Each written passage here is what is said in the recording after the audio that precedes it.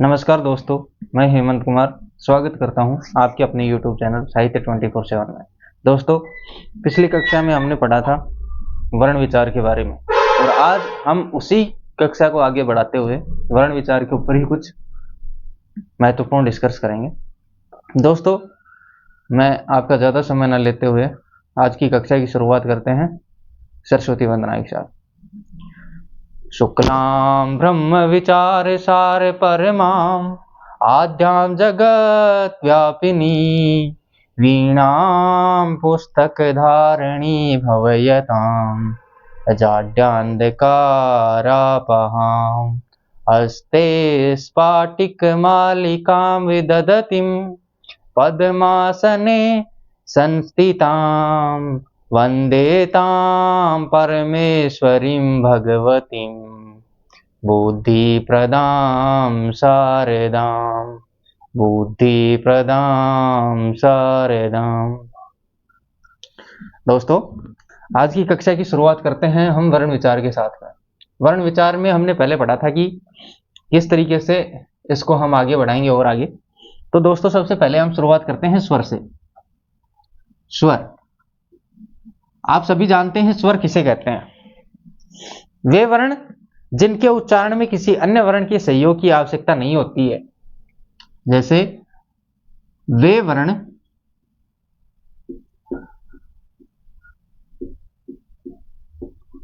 जिनके उच्चारण में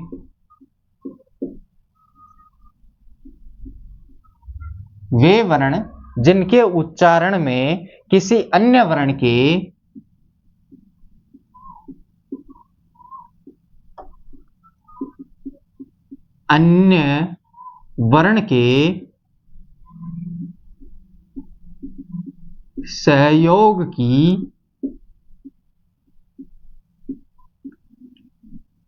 सहयोग की आवश्यकता नहीं होती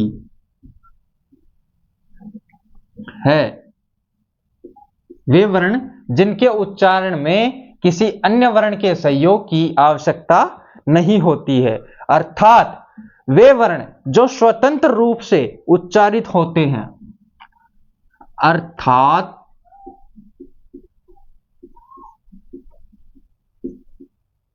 स्वतंत्र रूप से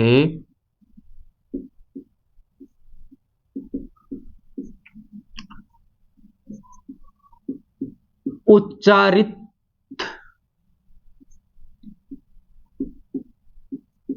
होने वाली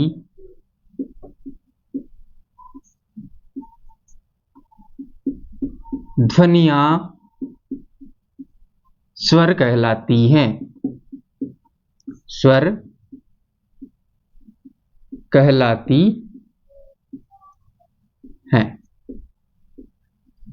भाई देखो, स्वर क्या होते हैं? वे वर्ण जिनके उच्चारण में किसी अन्य वर्ण के सहयोग की आवश्यकता नहीं होती है, अर्थात स्वतंत्र रूप से उच्चारित होने वाली ध्वनियां स्वर कहलाती हैं। जो स्वतंत्र रूप से मतलब जो किसी दूसरे वर्ण की बोलने में किसी दूसरे वर्ण की आवश्यकता न हो, वे ध्वनियां क्या कहलाती हैं? स्वर।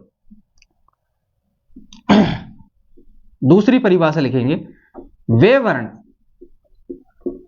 कौन से वर्ण? वे वर्ण जिनके उच्चारण में फेफड़ों से जिनके उच्चारण में फेफड़ों से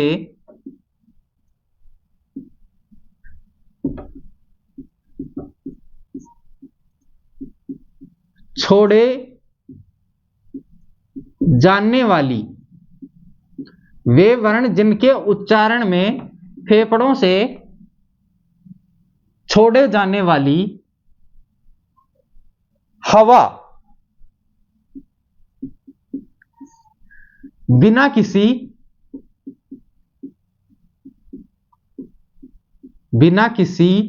वाग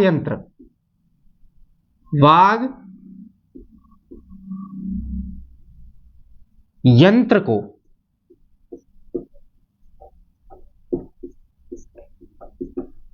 स्पर्श किए बिना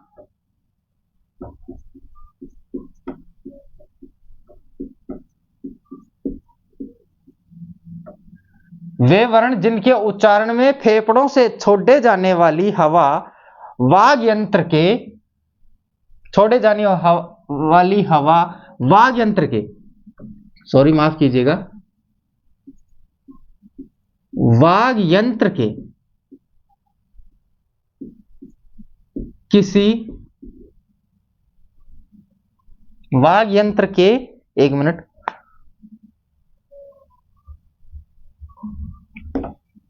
वाग यंत्र के किसी अवयव या साधन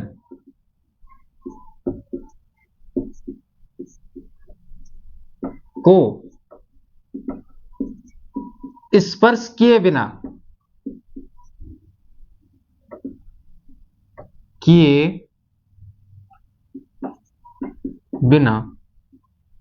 वाग यंत्र के किसी अवयव को स्पर्श किए बिना स्वतंत्र रूप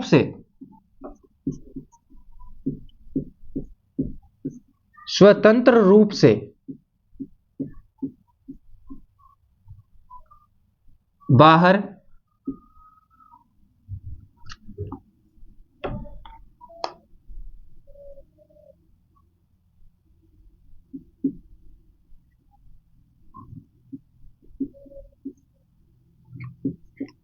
निकल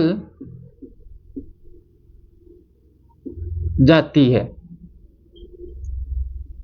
ठीक है भाई, वे वर्ण जिनके उच्चारण में फेफड़ों से छोड़े जाने वाली हवा वाग यंत्र के किसी अवयव या साधन को स्पर्श किए बिना स्वतंत्र रूप से बाहर निकल जाती है, स्वर कहलाते हैं। स्वर कहलाते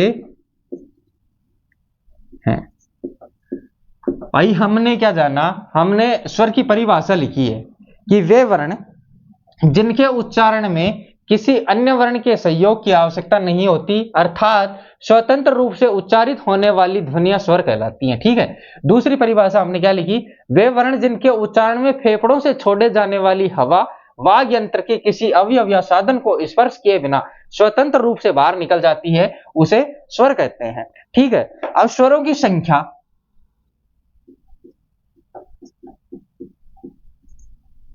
स्वरों की संख्या हम सभी अच्छे से जानते हैं कि स्वर कितने होते हैं। हिंदी में 11 स्वर होते हैं। ठीक है, स्वरों की संख्या कितनी होती है, 11 होती है। और कौन कौन से स्वर होते हैं वो भी हमें पता है अच्छे से। ए, आ, ई, उ, री, ए, आई, ओ और औ। ये होते हैं स्वर। कितने होते हैं, 11 होते हैं। देखो 1 2 3 4 5 6 7 8 9 10 11 स्वर हो गए ये। ठीक है, लेकिन इसी के स्थान पर हम एक चीज और अभी यहाँ पे ही देख लेते हैं, आगे जाने की जरूरत ना हो हमें। इनकी मात्राएं कितनी होती हैं, मात्राएं कितनी होती हैं भाई, मात्राएं होती हैं 10। ठीक है, ये मात्रा, एक मिनट भाई, मात्राएं होती हैं 10 और मात्रा में लगा देता हूं, यहीं पे नीचे लगा देता हूं कि ए की कोई मात्रा नहीं होती, क्योंकि स्वर होते हैं 11 और मात्राएं होती हैं 10, तो ए की कोई मात्रा नहीं होती। आ की मात्रा होती है, ई की मात्रा होती है, ई, उ, री, ए, आई, ओ और आओ। भाई ये देखो 10 मात्राएं हैं, 1 2 3 4 5 6 7 8 9 और 10। ये क्या हो गई, 10 मात्राएं। भाई सबसे मेन बात, एक चीज हम ध्यान देते हैं ये ए के ऊपर, जिसके ऊपर चोटी नहीं है उसकी एक चोटी, जिसके ऊपर एक चोटी है उसकी 2 चोटी। ठीक है, ये हमने क्या किया, स्वरों के बारे में जानकारी ली। ठीक है, इसकी मात्राएं होती हैं 10, ये भी हमने पता कर लिया कि मात्राएं कितनी होती हैं, 10 होती हैं, क्योंकि स्वर 11 होते हैं और एक की कोई मात्रा नहीं होती, इसलिए मात्राएं होती हैं 10।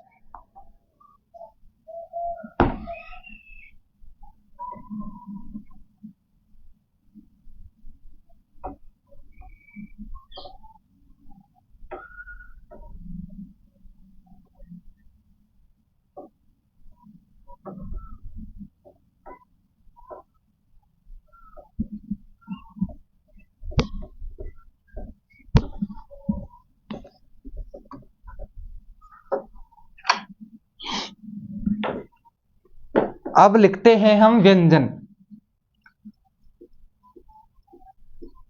व्यंजन, अब व्यंजन क्या होते हैं? वे वर्ण जिनके उच्चारण में किसी अन्य वर्ण के सहयोग की आवश्यकता होती है। वे वर्ण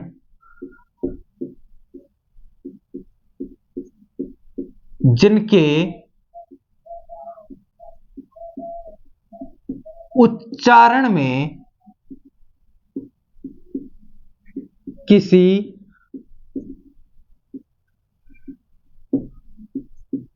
अन्य वर्ण के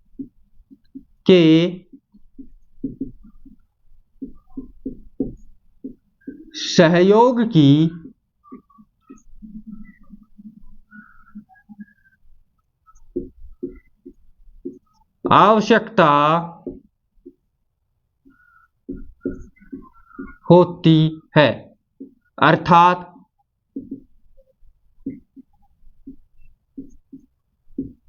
वे वर्ण जो स्वरों के सहयोग से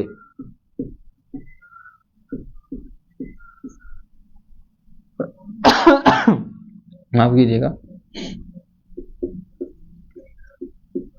बोले जाते हैं,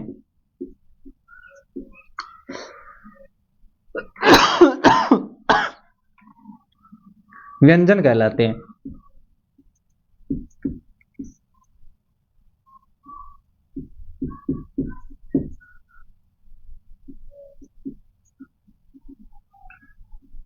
ठीक है, वे वर्ण जिनके उच्चारण में किसी अन्य वर्ण के सहयोग की आवश्यकता होती है, अर्थात वे वर्ण जो स्वरों के सहयोग से बोले जाते हैं, व्यंजन कहलाते हैं भाई। ठीक है, अब व्यंजन, व्यंजन कितने होते हैं? व्यंजन होते हैं कुल हिंदी में 33 व्यंजन होते हैं। और 33 व्यंजन कैसे कैसे होते हैं? 33 व्यंजनों को 3 भागों में बांटा गया है। पहला भाग है ऐसे और मैं तक, ऐसे और मैं तक। उसके बाद ये कितने हो गए? ये हो गए 25। ठीक है, उसके बाद य रे ले व 4, य रे ले व, ये हो गए 4। ठीक है, 25 और 4 29, और बचे 4 श है, श से श है। ये कितने हो गए? 4। और कुल वर्ण कितने हो गए? इनका योग करेंगे तो 33 हो गए। 33 क्या हो गए? ये 33 हो गए व्यंजन।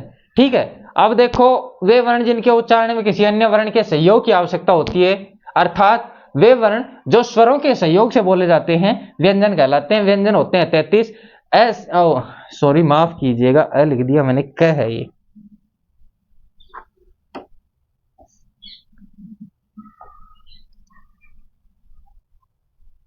क, कैसे और मैं तक, कैसे मैं तक कितने हो जाएंगे? 25। क वाली लाइन पूरी, यानी कंठ है, फिर तालु, फिर मूर्धा, फिर दंत है, और फिर ओष्ठ है। ठीक है, उसके बाद हिंदी वर्णमाला में वर्णों की संख्या कितनी होती है?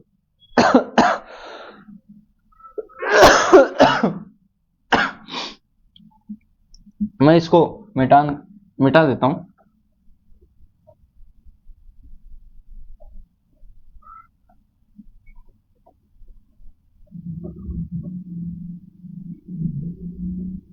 एक विशेष डाल के लिखिएगा सबसे पहले, विशेष लगा के।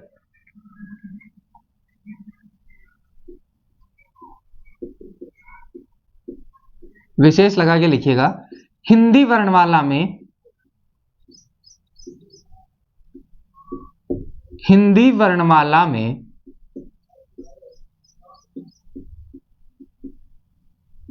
वर्णों की संख्या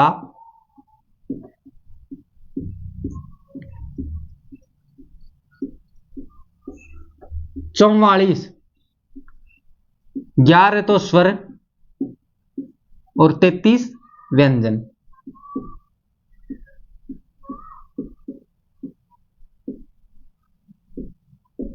हिंदी वर्णमाला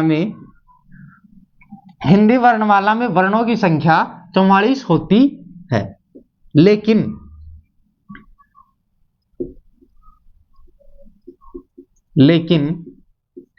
कुल वर्णों की संख्या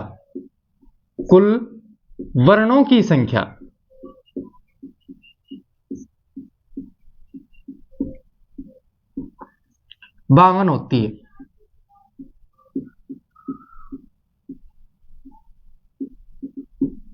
कैसे? देखो, हिंदी वर्णमाला में कुल वर्णों की संख्या 52 कैसे होती है? देखो, सबसे पहले एक नंबर पे लगा के लिखेंगे स्वर।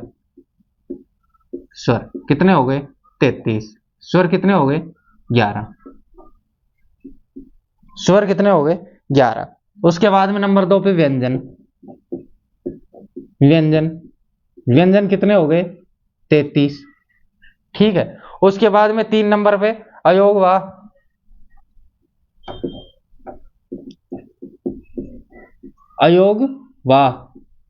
अयोगवाह कौन कौन से होते हैं? अंग और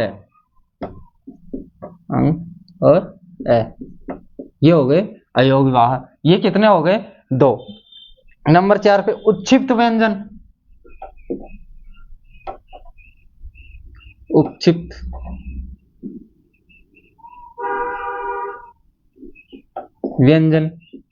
उत्क्षिप्त या ताड़न जात भी बोलते हैं इनको, ताड़न जात।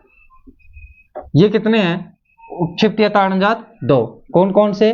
ड और ढ, अड और अड।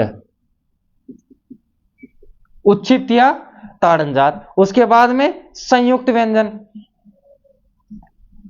5वें।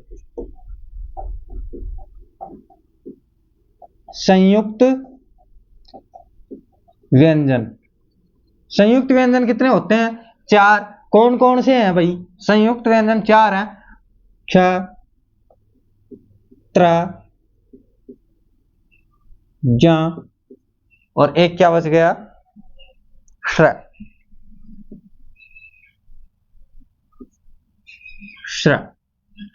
ठीक है। ये हो गए हमारे 52।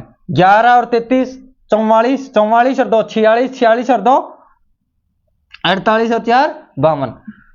कुल वर्णों की संख्या अगर हमसे कोई पूछे कि हिंदी वर्णमाला में वर्ण, चलो मैं क्वेश्चन ही नोट करवा देता हूं।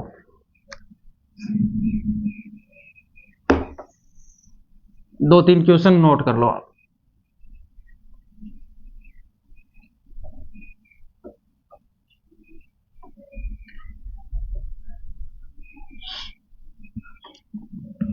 सबसे पहले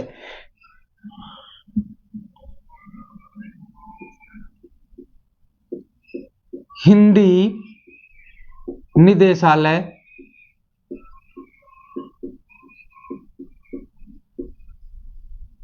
(1966) के अनुसार, हिंदी निदेशालय 1966 के अनुसार वर्णों की संख्या, वर्णों की नहीं, कुल वर्णों की संख्या, कुल वर्णों की संख्या 52 मानी गई है। ठीक है। ये तो एक मतलब विशेष के अंदर ही लिख लेना ये कि हिंदी निदेशालय 1966 के अनुसार कुल वर्णों की संख्या 52 मानी गई है। ठीक है। उसके बाद में दूसरा कोट हम लिखेंगे, हिंदी की मानक लिपि देवनागरी के अनुसार, हिंदी की मानक लिपि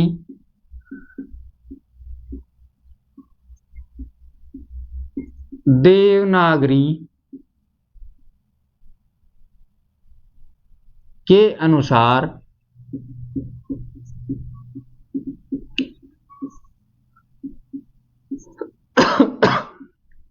कुल वर्णों की संख्या 52 मानी गई है। 52 मानी गई है। ठीक है। अब देखो, मैं जो प्रश्न बता रहा था वो प्रश्न लगा लो आप। पहला प्रश्न लिख लो, हिंदी वर्णमाला में, हिंदी वर्णमाला में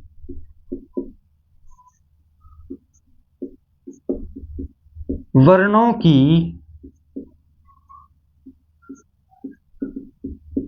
संख्या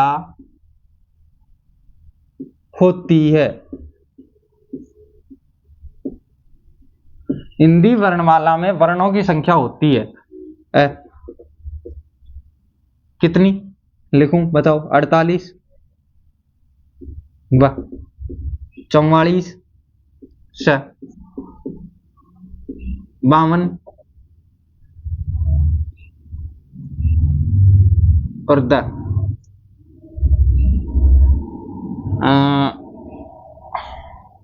46।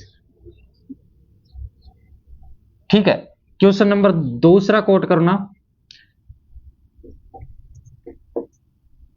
हिंदी वर्णमाला में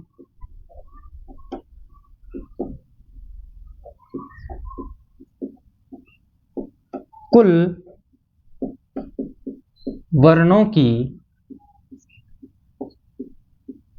संख्या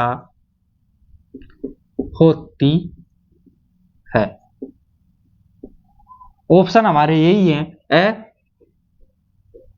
48, ब 44, स 52 और द 46। एक क्वेश्चन और नोट करो,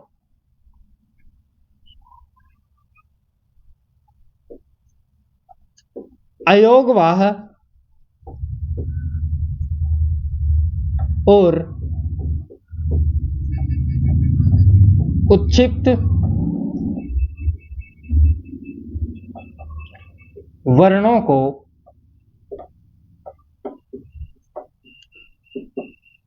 छोड़कर हिंदी वर्णमाला में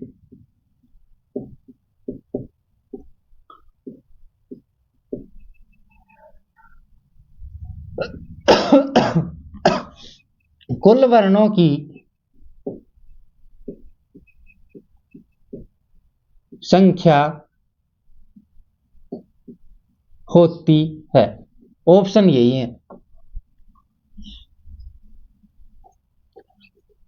ए 48, ब 44,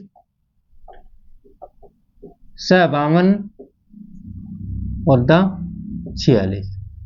अब देखो, हिंदी वर्णमाला में वर्णों की संख्या होती है। हमसे डायरेक्ट कोई प्रश्न पूछे कि हिंदी वर्णमाला में वर्णों की संख्या होती है, कहीं पे भी नहीं जाना। वर्ण कितने होते हैं? वर्ण होते हैं 44। कौन कौन से? स्वर 11 और व्यंजन कितने? 33। ये होते हैं 44 वर्ण। ठीक है, कोई दिक्कत ही नहीं है, 44 वर्णों के ऊपर चले जाओ। हिंदी वर्णमाला में कुल वर्णों की संख्या होती है, कुल वर्णों की संख्या होती है 52। 44 तो ये स्वर और व्यंजन, 44 तो स्वर और व्यंजन, 2 अयोगवाह, 2 उच्छिप्त, 44 और 4 48, बचे 4, 4 कौन से? संयुक्त वर्ण। ठीक है, 52 हो गई। अयोगवाह और उच्छिप्त वर्णों को छोड़कर, इन दोनों को छोड़ दो, अयोगवाह और उच्छिप्त, अयोगवाह 2 और उच्छिप्त 2, ठीक है, 2 और 2 4 वर्णों को छोड़कर हिंदी वर्णमाला में कुल वर्णों की संख्या होती है, तो सीधे चले जाएंगे 48 के ऊपर। कहीं पे कोई कंफ्यूजन वाली बात है ही नहीं। आपने लिख लिया होगा ना।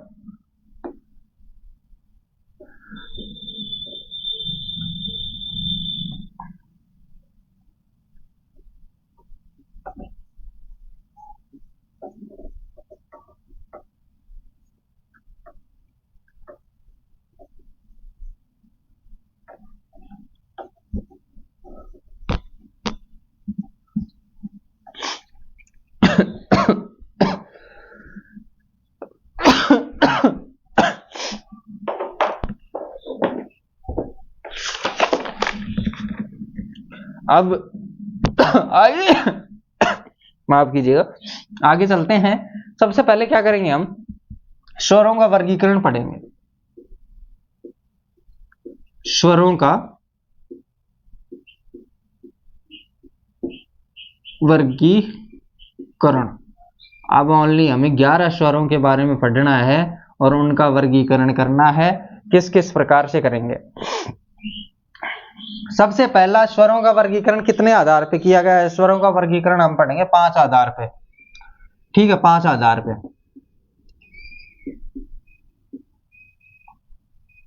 5 आधार। ठीक है, सबसे पहले हम पढ़ते हैं स्वरों का वर्गीकरण, उसके नाम लिख लेते हैं 5 आधार कौन कौन से हैं। उसके बाद में हम एक एक को डिटेल वाइज खोल खोल के अच्छे से समझ समझ के और पढ़ेंगे। ठीक है भाई। सबसे पहले उच्चारण अवधि के आधार पर, पहला उच्चारण अवधि के आधार पर, उच्चारण अवधि के आधार पर स्वर होते हैं 2 प्रकार के। कौन कौन से? सबसे पहला होता है 2 प्रकारों में, पहला होता है लघु स्वर, लघु स्वर, और दूसरा होता है दीर्घ स्वर। ठीक है भाई, दीर्घ स्वर। एक स्वर और पढ़ते हैं हम, कई बार हो जाता है कि प्लुत स्वर और पढ़ते हैं तीसरा, लेकिन वो उसकी जरूरत नहीं है हमें पढ़ने की, और ना ही वो पूछा जाता है। उच्चारण अवधि के आधार पर 2 ही प्रकार के स्वर माने गए हैं, लघु और दीर्घ स्वर। ठीक है, उसके बाद में ओष्ठाकृति के आधार पर स्वर,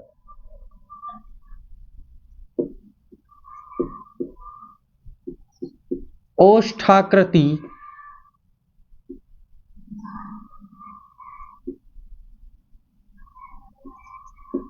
के आधार पर स्वर। ओष्ठाकृति के आधार पर भी वही 2 ही स्वर पढ़ेंगे हम। कौन कौन से? सबसे पहले हम पढ़ेंगे वृत्ताकार,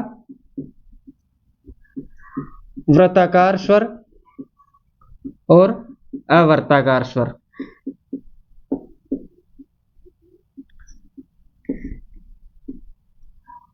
अवर्ताकार स्वर भाई, इसमें भी हम 3 ही पढ़ते थे पहले ओष्ठाकृति के आधार पर, वृत्ताकार, अवर्ताकार और अर्धवृत्ताकार। लेकिन फिलहाल हम 2 ही स्वर पढ़ेंगे। अगर आपको जरूरत है कि भाई हमें अवर्ताकार के अर्धवृत्ताकार भी बताया जाए तो अर्धवृत्ताकार भी बता दूंगा। इसके अंदर जो दीर्घ और लघु स्वर है, इसके अंदर आप जानने की कोशिश करते हैं कि भाई हमें प्लुत स्वर के बारे में भी बताया जाए तो वो भी समझा दूंगा। ठीक है, लेकिन हम पढ़ेंगे ये सिर्फ 2 ही। ठीक है, उसके बाद में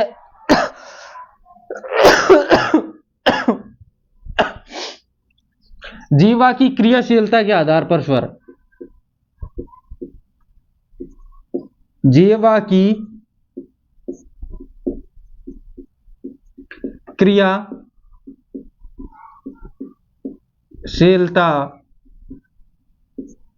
के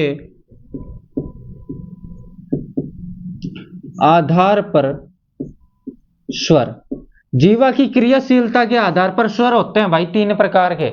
सबसे पहला जो स्वर होता है 3 प्रकार में से जीवा की क्रियाशीलता के आधार पर, वो पहला स्वर होता है अग्र स्वर, अग्र स्वर। उसके बाद में दूसरे नंबर पे आता है मध्य स्वर, मध्य स्वर। और तीसरे नंबर पे जो स्वर आता है वो आता है पश्य स्वर।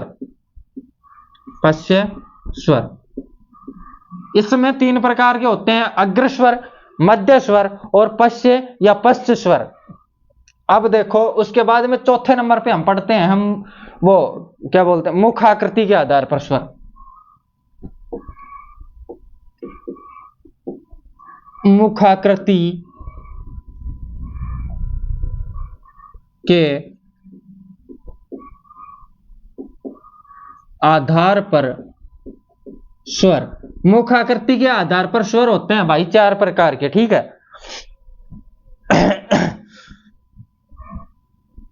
4 प्रकार के कौन कौन से? नंबर 1 पे आता है संवृत। नंबर 1 पे आता है स्वरत, दूसरे पे आता है अर्धस्वरत,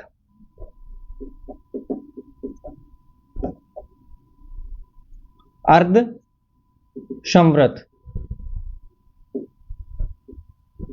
विवृत तीसरा, विवृत और चौथा अर्धविवृत। अर्ध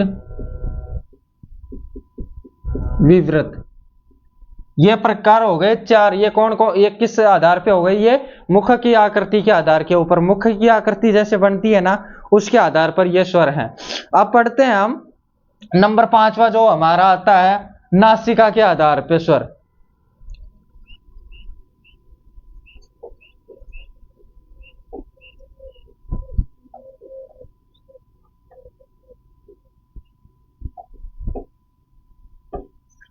आधार पर स्वर, नासिका के आधार पर भाई स्वर होते हैं, वो होते हैं 2 प्रकार के, ठीक है। और नासिका के आधार पर जो 2 प्रकार के स्वर होते हैं वो कौन कौन से होते हैं? एक तो होता है निर्नुनासिक, निर्नुनासिक, और एक होता है सानुनासिक, सानुनासिक।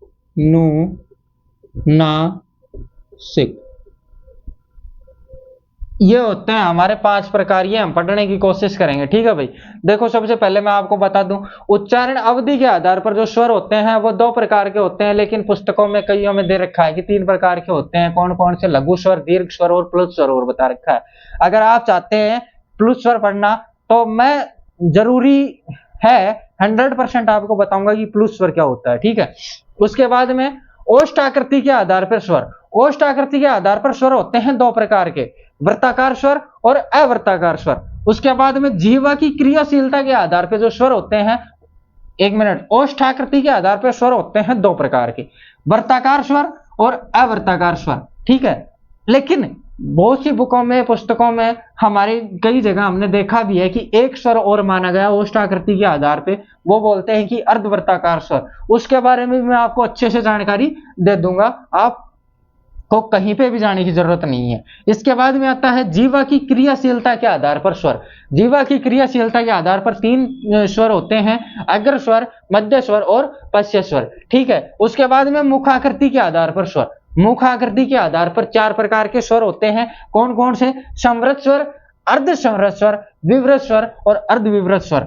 इसके बाद में नासिका के आधार पर जो स्वर होते हैं, नासिका के आधार पर स्वर हमारे बताए गए हैं 2 प्रकार। कौन कौन से? निर्नुनासिक स्वर और सानुनासिक स्वर। ये इतना हमने देख लिया होगा, ठीक है। इसके बाद हम आगे चलते हैं।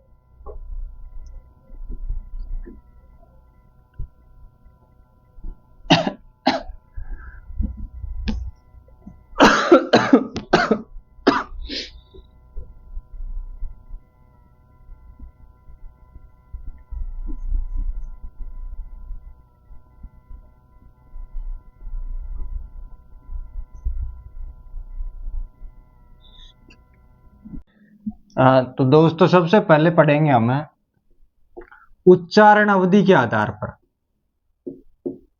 उच्चारण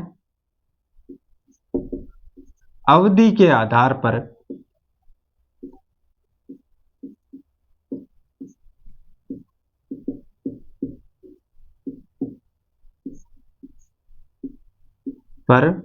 स्वर। अब उच्चारण अवधि के आधार पर स्वरों के प्रकार पढ़े हैं हमने 2।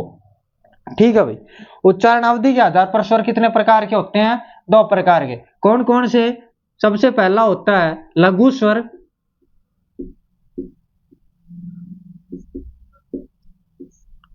और नंबर 2 दीर्घ स्वर।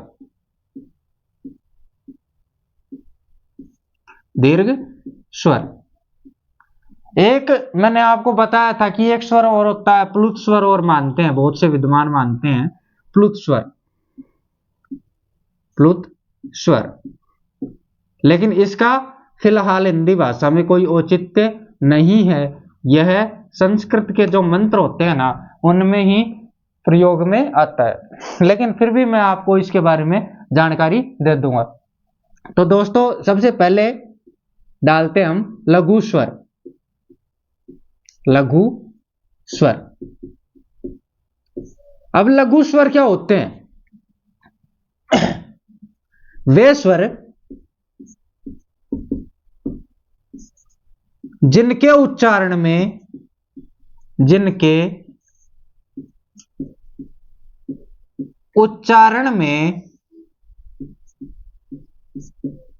कम समय लगता है, कम समय लगता है, अर्थात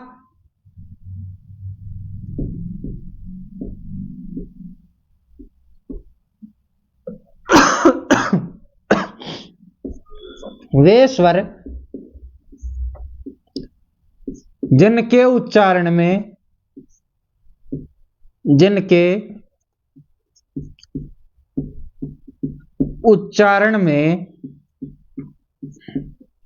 एक मात्रा का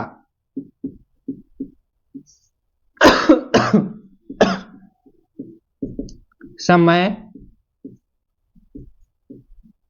लगता है। कौन से स्वर कहलाते हैं भाई? लघु स्वर कहलाते हैं। लघु स्वर कहलाते हैं। अब लघु स्वर होते कितने हैं?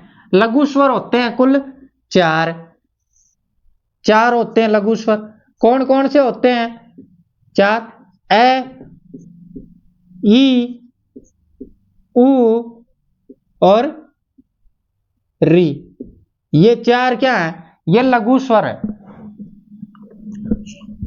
ठीक है, अब ये 4 लघु स्वर हैं। वे स्वर जिनके उच्चारण में कम समय लगता है, वे स्वर जिनके उच्चारण में कम समय लगता है, अर्थात वे स्वर जिनके उच्चारण में एक मात्रा का समय लगता है, लघु स्वर कहलाते हैं। लघु स्वर होते हैं 4, ए, ई, उ और री। ठीक है, अब देखो इसमें एक विशेष डाल के लिख लेना भाई, विशेष। इन्हें मूल स्वर भी कहते हैं।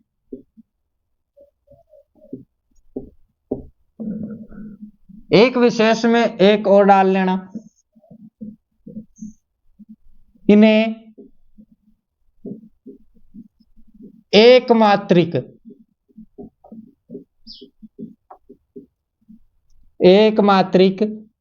स्वर भी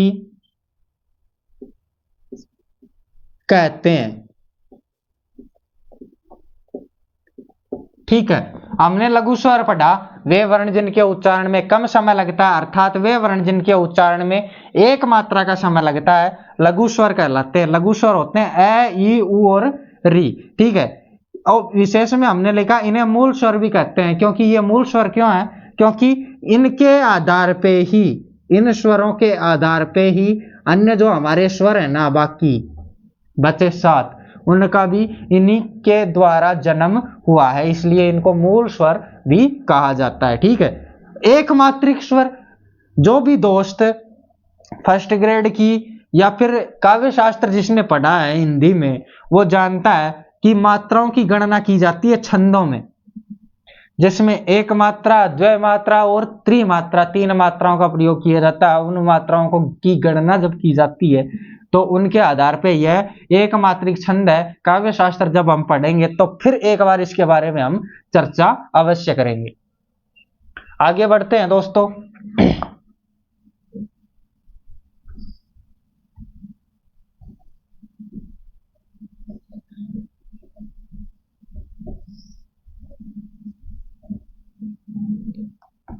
नंबर 2 पे है हमारा दीर्घ स्वर। दीर्घ स्वर। अब दीर्घ स्वर क्या होता है? वे स्वर जिनके उच्चारण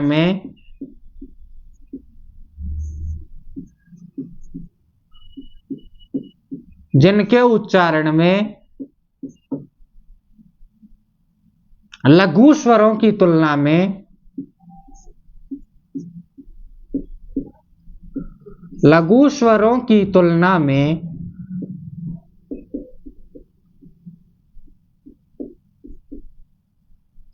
दो गुना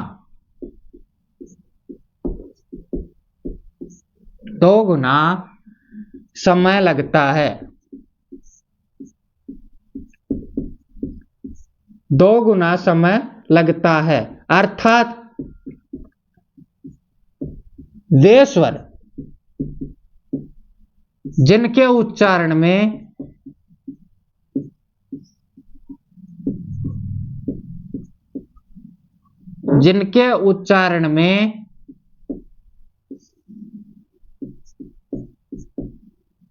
दो मात्राओं का समय लगता है।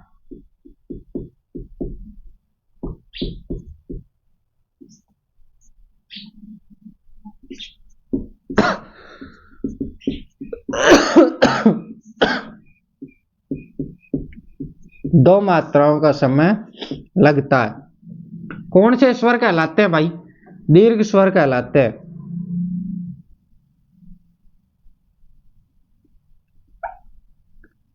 दीर्घ स्वर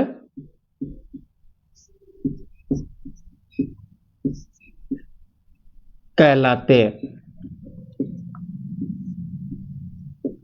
वे वर्ण जिनके उच्चारण में लघु स्वरों की तुलना में दुगना समय लगता है। अर्थात वे स्वर जिनके उच्चारण में दो मात्राओं का समय लगता है दीर्घ स्वर कहलाते हैं। अब दीर्घ स्वर होते कितने हैं? 4 निकाल लो लघु स्वर जो होते हैं हमारे वो। उसके बाद में हमारे पास बच रहे हैं 7 स्वर। और 7 स्वर कौन कौन से बच रहे हैं भाई? दीर्घ स्वर आ, ई, उ, ए, आई, ओ और आओ। ये जो 7 स्वर हैं ये क्या है? दीर्घ स्वर है। अब देखो ये 3 स्वर है ना, ए, आ, ई, उ, आ, ई, उ, इन्हें सजातीय स्वर भी कहा जाता है भाई। सजातीय स्वर। और ये बचे 4 ई, ए, ओ और औ। इन्हें क्या कहा जाता है? विजातीय स्वर। विजातीय स्वर। अब देखो सजातीय स्वर क्या होते हैं इनके बारे में भी हम चर्चा करेंगे और विजातीय स्वर क्या होते हैं इनके बारे में भी चर्चा करते हैं। तो सबसे पहले हम देखते हैं सजातीय स्वर। सजातीय स्वर। सजातीय स्वर है कौन कौन से हैं? आ, ई और उ। और ये सजातीय क्यों है भाई? क्योंकि ये समान जाति के हैं। मतलब सजातीय मतलब स मतलब समान जाति के स्वर। कैसे समान जाति के स्वर हैं? ये कैसे हैं भाई? देखो इसके बारे में हम चर्चा करते हैं। समान जाति के स्वर कैसे हुए? ए या आ कोई भी एक के साथ में ए या आ कोई भी एक आता है तो क्या बनता है? आ बनता है। हम जानते हैं ये हमने दीर्घ संधि के नियम में पढ़ना है। इसके बाद में ई और ई, देन ई और ई कोई भी आए बननी बड़ी ही है। उ और उ धन उ या उ बनना बड़ा उ है। ठीक है, ये बनते हैं हमारे पास, ये कंडीशन आती है जब हम दीर्घ संधि का नियम पढ़ते हैं। ठीक है, दीर्घ संधि के नियम पढ़ते हैं तो ये कंडीशन हमारे पास बनती है। ठीक है, अब देखो ये समान जाति के कैसे हैं। अ है, अ के साथ में अ का योग करेंगे या अ के साथ में आ का योग करेंगे, या आ के साथ में अ का योग करेंगे, या आ के साथ में आ का योग करेंगे, वरना आ है कौन, समान जाति है। इसी प्रकार ई के साथ में ई का योग, या ई के साथ में बड़ी ई का योग, बड़ी ई के साथ में ई का योग, या फिर बड़ी ई के साथ में बड़ी ई का योग, तो बनना क्या है, ई है, क्योंकि इनकी जाति क्या है, समान है। ऊ के साथ में ऊ का प्रयोग या ऊ के साथ में बड़े ऊ का प्रयोग, बनना ऊ है, और बड़े ऊ के साथ में ऊ का प्रयोग और ऊ के साथ में बड़े ऊ का प्रयोग, तो बनना भी क्या है, ऊ ही बनना है, क्योंकि ये समान जाति के स्वर हैं, सजातीय स्वर जिनको बोलते हैं। ठीक है भाई, इसके बाद में विजातीय स्वर, ये लिख लिया ना।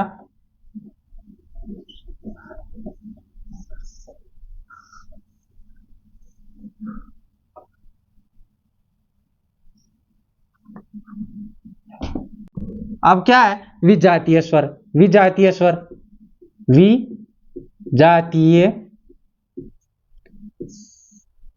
स्वर, विजातीय स्वर, इसका मतलब क्या है, अलग अलग जाति के,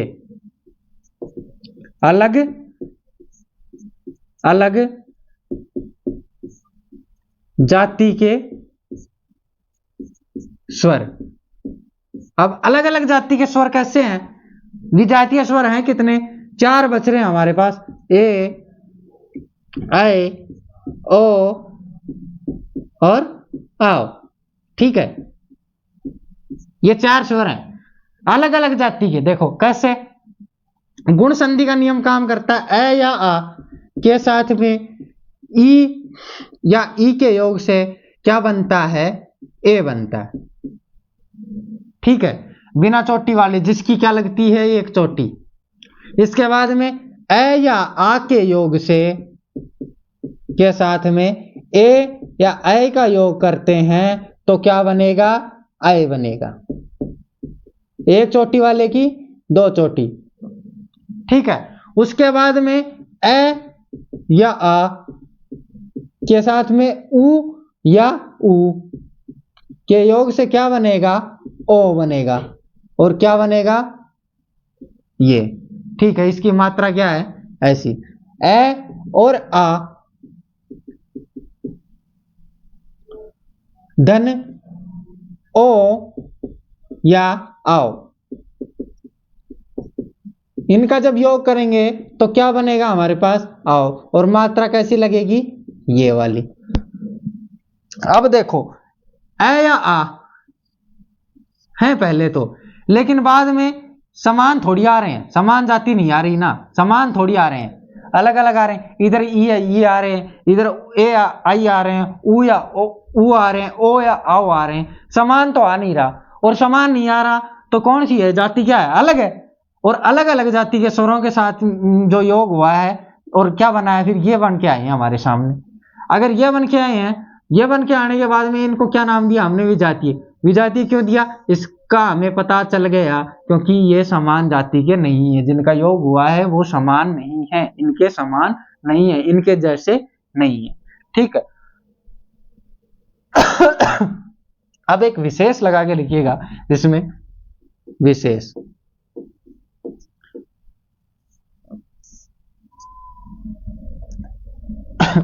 इन्हें दीर्घ स्वर भी कहते हैं, दीर्घ स्वर कहते हैं।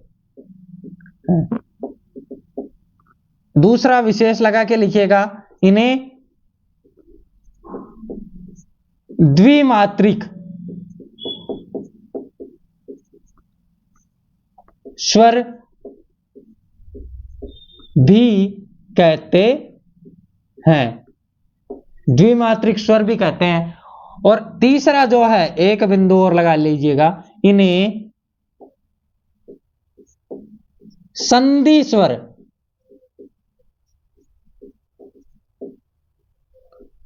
भी कहते हैं।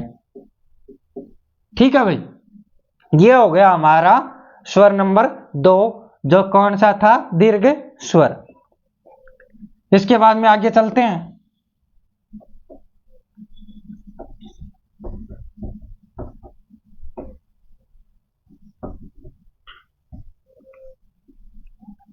आगे मैंने बताया था कि भाई मैं आपको प्लुत स्वर के बारे में भी थोड़ी जानकारी दूंगा। तो प्लुत स्वर ऐसे लगा के लिखते हैं, प्लुत स्वर, एक क्रॉस डाल के लिख लेते हैं। ठीक है भाई, इसको ये मत करना कि भाई 3 नंबर है, नहीं, ये मतलब अलग ही है स्वर। प्लुत स्वर क्या होता है? वे स्वर जिनके उच्चारण में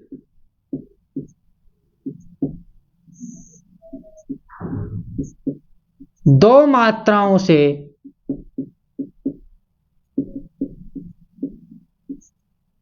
वे स्वर जिनके उच्चारण में, माफ कीजिएगा, वे स्वर जिनके उच्चारण में दीर्घ स्वरों से, दीर्घ स्वरों से भी ज्यादा समय लगता है, समय लगता है, अर्थात वे स्वर जिनके उच्चारण में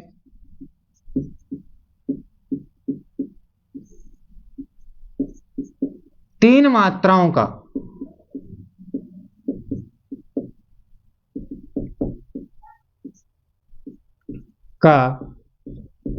समय लगता है। कौन से स्वर कहलाते हैं भाई? प्लुत स्वर कहलाते हैं।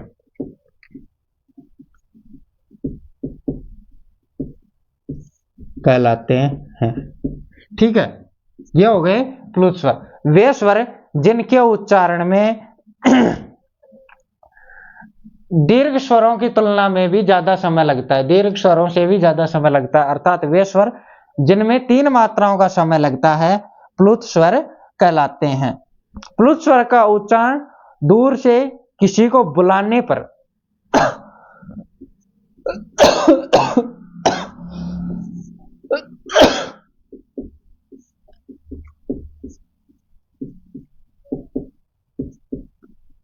प्लुत स्वर का उच्चारण दूर से किसी को बुलाने पर तथा संस्कृत भाषा में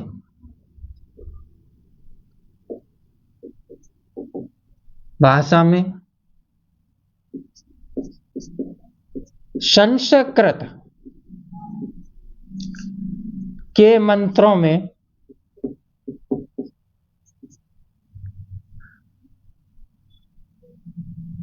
बुलाने पर संस्कृत भाषा में तथा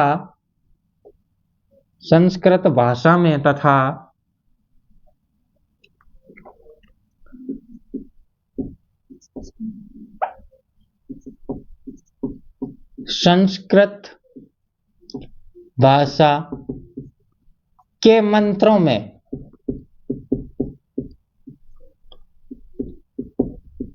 किया जाता है। ठीक है, अब देखो प्लुत स्वर कौन सा होता है? प्लुत स्वर होता है जैसे, प्लुत स्वर कैसे होते हैं? जैसे ओम, ओम, ये क्या है? ये प्लुत स्वर है।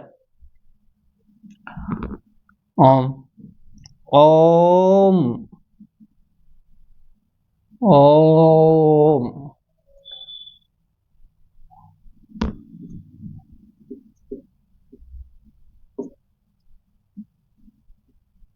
ओम। 3 मात्राओं का प्रयोग किया गया है इसमें। अब देखो 3 मात्राएं, अब इसमें एक विशेष डाल के लिख लीजिएगा, विशेष, इसे त्रिमात्रिक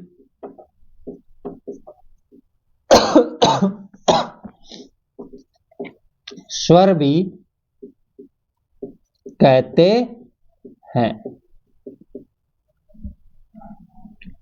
ठीक है भाई। तो दोस्तों आज हमने स्वर और व्यंजनों का जो वर्गीकरण था वो पढ़ा, और अब स्वरों के वर्गीकरण के बारे में हम जानकारी ले रहे हैं। हमने पढ़ लिया उच्चारण अवधि के आधार पर स्वर। आगे बचे हमारे पास 4, ओष्ठ आकृति के आधार पर, जिह्वा की क्रियाशीलता के आधार पर, मुखाकृति के आधार पर और नासिका के आधार के ऊपर स्वर। वो हम अगली कक्षा में पढ़ेंगे, और समय भी कुछ ज्यादा ही हो गया है इस कक्षा में, क्लास में। तो मैं आप सभी का धन्यवाद करता हूं इस क्लास को देखने के लिए। और दोस्तों आपसे निवेदन करता हूं, एक विनम्र निवेदन है मेरा, कि आप ज़्यादा से ज़्यादा शेयर करें, सब्सक्राइब करवाएं चैनल को, जिससे मुझे भी थोड़ा मोटिवेशन मिल सके। मैं कोशिश करता हूं आपके लिए बेस्ट से बेस्ट, बेहतरीन से बेहतरीन कंटेंट उपलब्ध करवाने की। पिछली बार जब वीडियो डाला था एक, तो उसमें आया था कि जो बोर्ड के ऊपर लिखता हूं तो वो दिखाई नहीं देता है, तो उसके आधार पे मैंने आज थोड़ा बड़ा लिखने की कोशिश की है, तो शायद अब सही दिखाई देगा। एक कमेंट था कि सर रोज कक्षाएं रखें। दोस्तों मैं रोज कक्षाएं रखूंगा, मैं थोड़ा फिलहाल ऐसी ही स्थिति में चल रहा हूं कि रोज क्लासें नहीं हो पा रही हैं, और कोशिश करूंगा कि रोज क्लासें रखूं। तो आप भी मेरा थोड़ा सा सहयोग करें, अपने दोस्तों से बोलें, जो भी हिंदी पढ़ना चाहता है ना, किसी भी चीज के लिए, जैसे ग्रामर है, अभी हमारी ग्रामर चल रही है, ग्रामर हमारी खत्म हो जाएगी, उसके बाद में हम काव्य शास्त्र या इतिहास के पार्ट में से कोई सा पार्ट एक स्टार्ट करेंगे। लेकिन दोस्तों क्या है कि जब तक मोटिवेशन नहीं मिलता है ना, तो काम करने का मजा नहीं आता है। तो आपसे निवेदन है कि आप ज्यादा से ज्यादा अपने दोस्तों को बोलें, चैनल को लाइक, शेयर और सब्सक्राइब करवाएं। मैं ये सब अंत में ही बोलता हूं, क्योंकि क्लास के टाइम पे बोलना मुझे अच्छा नहीं लगता। क्यों? क्योंकि भी क्लास के टाइम पे तो क्लास में ही ध्यान होना चाहिए। ठीक है, और इसी के साथ आज की कक्षा को हम यही समाप्त करते हैं। धन्यवाद।